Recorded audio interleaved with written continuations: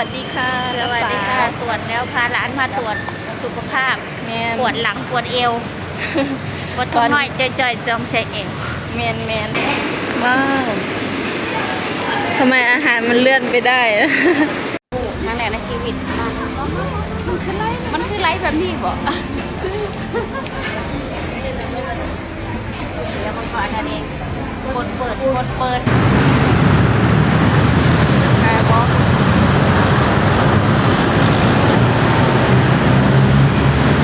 ตอนนี้จะไปโรงพยาบาลตำรวจค่ะตรงเซ็นทรัลเวิลด์นั่งรถไฟMRTมาลงที่สีลมมันไม่ถึงก็เลยจ้างพี่วินไปส่งอีกจะไปหาหมอ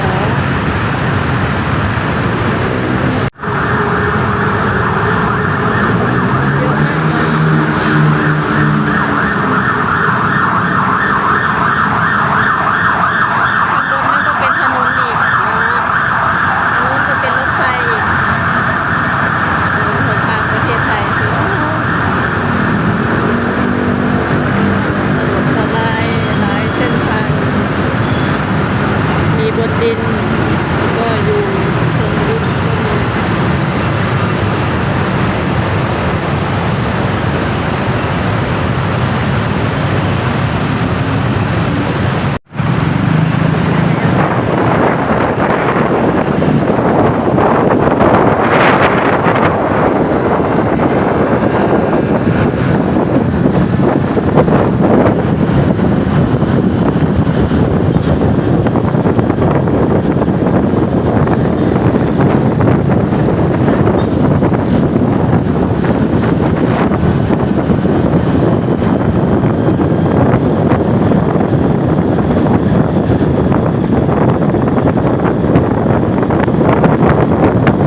ซึ่งทางไปทางนี้แม่นจะไปลาดประสงค์ก็ไปประตูน้ำเนาะไปประตูน้ำได้เนาะสาวผู้ไทยก็คือสิไปโรงพยาบาลตำรวจนั่นแหละเนาะพอดีน้าสาวแล้วก็พี่ชายที่เป็นคนไทยเพิ่นไปรอที่โรงพยาบาลแล้วเนาะคือสาวผู้ไทยนี่มาลงนั่งรถไฟใต้ดินมาลงที่สีลมแล้วก็นั่งรถไปชิดลมเนาะไปโรงพยาบาลตำรวจถนนหนทางไปนี่ก็วิวก็งามมีแต่ตึกสูงถนนหนทางก็เกี่ยวกันคือเส้นขนมจีนนี่เนาะแบบว่าความเจริญรุ่งเรืองของประเทศไทยถนนหนทางหลายเส้นหลายสายเนาะพี่น้องถนนลอยฟ้ารถรางตอนนี้รถติดไฟแดงหลายพี่น้องนี่เลี้ยวมานี่ก็คือถึงแล้วค่ะโรงพยาบาลตำรวจความรู้สึกของชาวผู้ไทยคือคำว่าโรงพยาบาลตำรวจนี่ก็คือรู้สึกตื่นเต้นหลายอยู่เนาะคำว่าตำรวจนี่ตอนนี้ก็ตรวจแล้วจ้าสวัสดีค่ะสวัสดีค่ะตรวจแล้วพาหลานมาตรวจสุขภาพปวดหลังปวดเอวปวดท้องน้อยจ่อยๆจอมใจเอวแมนตอนอยู่ในตอนไปตรวจหาแบบปกาถ่ายประไดเนาะแบบอยู่โรงพยาบาลมันผิดกฎของโรงพยาบาลตำรวจเด้เนาะยันผิดกฎของเพิ่นเนาะแล้วก็ไม่แน่ใจว่ามันผิดหรือไม่ผิดแต่เขาก็ป้องกันไว้ก่อนเนาะแมนตรวจแล้วพี่น้องเอ้ยแล้วสิไปเว้าสู่ผังเด้อโรงพยาบาลตำรวจค่ะโรงพยาบาลตำรวจแต่ประชาชนก็มาได้โรงพยาบาลนี้อยู่แถวชิดลมเนาะคือแพทย์หมอเพิ่นพี่น้องพูดจาอ่อนหวานน้องให้คำแนะนำที่ดีเลยทุกคนโรงพยาบาลนี้คือที่สำคัญราคาบ่แพงเนาะพี่น้อง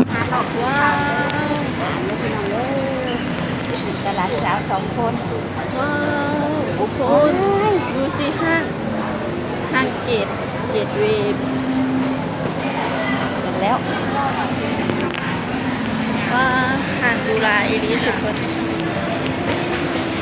หลังจากที่ออกจากโรงพยาบาลเนาะก็ได้มาห้างเกตเวย์แถวเอกมัยครั้งแรกที่ได้มากินอาหารครั้งแรกในชีวิตนี่มันคือไรเดี๋ยวนะครั้งแรกในชีวิต มันคือไรแบบนี้บ่เดี๋ยวมันก็อันนั้นเองกดเปิดพี่น้องครั้งแรกที่ได้มากินอาหารบ่ฮู้ครั้งแรกในชีวิตว้าวทำไมอาหารมันเลื่อนไปได้อะ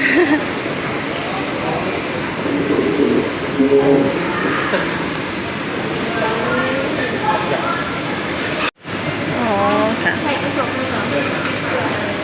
ขอบคุณค่ะ ขอบคุณค่ะพนักงานเปิดกลับมาแนะน เอาแล้วกินทั้งหมดนะ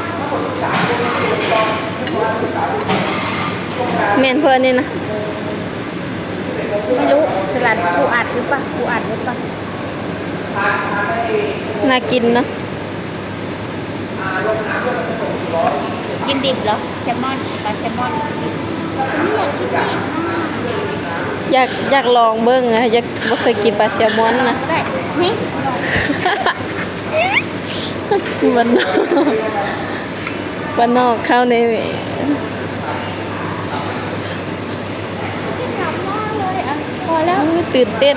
พอแล้วเดี๋ยวหลายอย่างเลยกินหลายอย่าง จะเอาอีกอย่างไง กินไงอันนี้ก็เอาไปถ้วยเลย แซ่บบ่นะ ไม่รู้เด็กกว่ารู้แซ่บหรือไม่แซ่บแซ่บไม่รู้ แซ่บไม่แซ่บก็ไม่รู้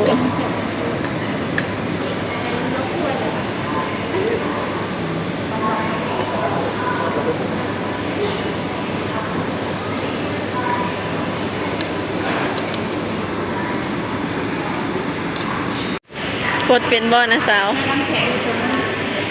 ใช่ป่ะกดน้ำแข็งที่ไปน้อง พากันกดบ่เป็นมีน้ำเอ้ากดเอาบ่ กระดันเข้าไปไง ตกใจ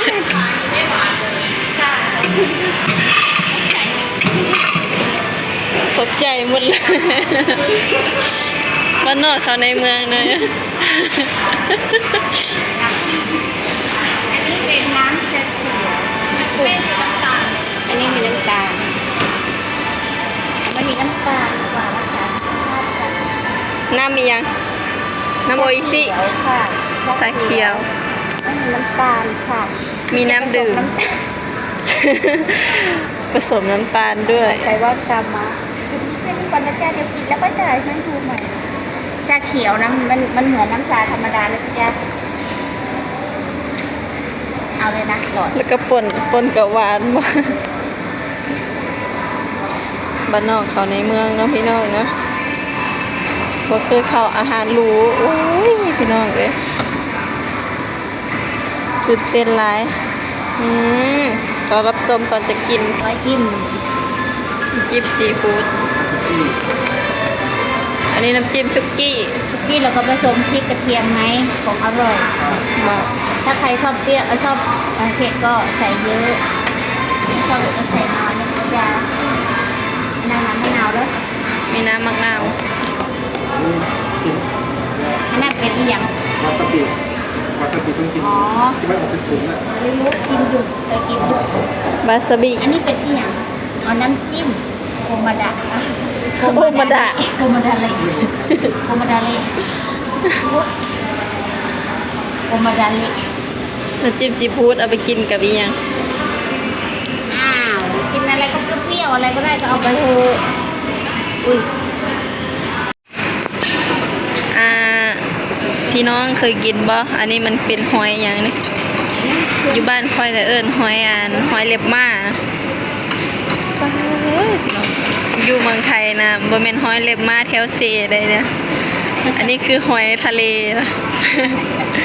ข่อยน่ะเคยกินแต่หอยเล็บม้าอยู่แถวเซบ้านข่อย แต่พอมาอยู่ประเทศไทยน่ะจักเพิ่นเอิ้นหอยอิหยังเนาะมันอยู่ในทะเล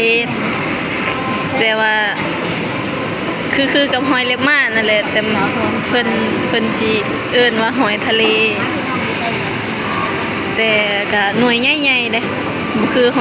อยเล็บม้าบ้านเฮา สาหร่ายนำได้พี่น้องเลยอยู่บ้านเฮาเคยกินแต่เท้าเนาะมาเมืองไทยได้กินหอดสาหร่ายนะผู้ใดเคยกินสาหร่ายเอามาจากทะเลนู่นนะ กินไม่ได้มันจิ้มลวกปาก มีหอยด้วย กินชาบูสิครั้งแรกในชีวิตนี่หอยเนี่ยเป็นสายพานมาเลยอยากได้อะไรก็หยิบเอาโอ้ยตื่นเต้นขนาดเป็นจะได้ตื่นเต้นบ่ ขึ้นมา แซ่บบ่ แล้ว แซ่บหลาย เกิดอะไรได้พี่น้อง ครั้งแรกในชีวิตเลยพี่น้องเนี่ย มา สาวพนักงานก็งามงามเด็กผู้สวยๆงามๆป้าเป็นสายพานให้เขาเลือกเอาเลยเนาะเขาอยากกินหยังก็เลือกจับเอาหยิบเอาตามใจ เกิดมาหาก็เคยพบเคยเห็นพี่น้อง คือสะดวกสบายแท้อยู่บ้านเฮานะอยากได้หยังกับไปซอกหากินมุนป่ามุนดอน อยู่เมืองไทยนะเป็นสายพานไล่มา หากแกเคยเห็นพี่น้องเลยบนวาสนาว้าวมีไอติมด้วยไอศครีมสาวผู้ไทยขอบคุณพี่สายคนไทยเด้อกำนาสาวคนสวยที่พาสาวผู้ไทยไปหาหมอแล้วพามากินอาหารหรูหราแซ่บแบบนี้ที่สาวผู้ไทยบ่เคยกินครั้งแรกในชีวิตเลย